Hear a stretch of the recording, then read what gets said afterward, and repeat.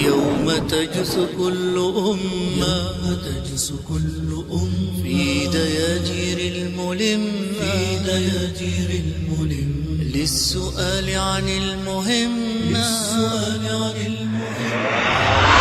1929, the king of Iraq, he says that I had a dream.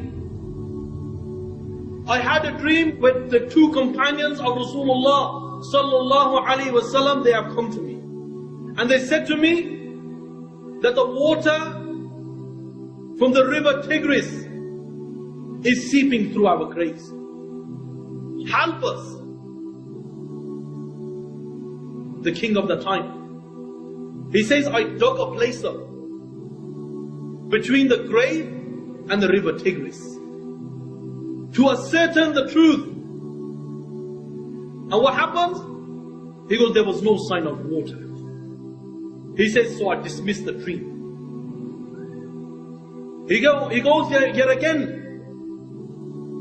He had the same dream over and over and over again. The same dream that the two companions of Rasulullah sallallahu alaihi wasallam are saying, that take us out. Take us, save us. The water from the river Tigris is seeping through our graves. He says, so at that time, I took mashwara with the people of Iraq, especially with the ulama. He says, so I gathered all of them.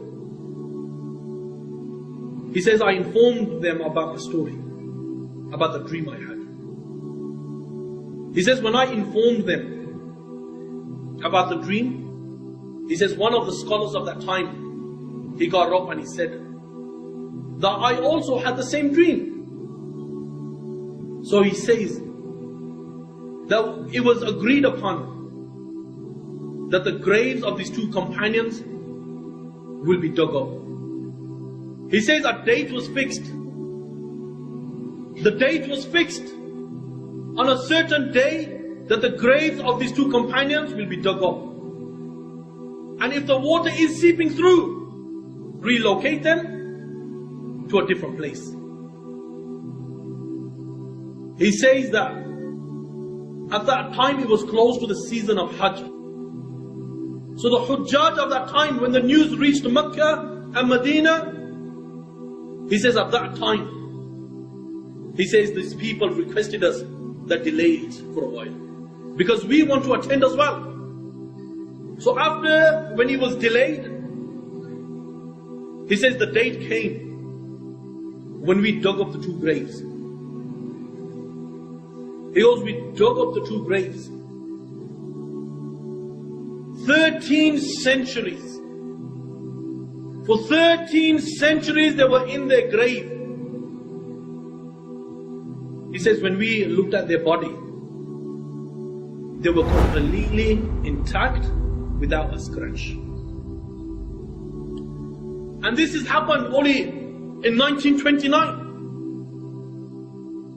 And says we took the bodies out and we moved them next to Salman al-Farsi. Next to his grave, a hole was dug.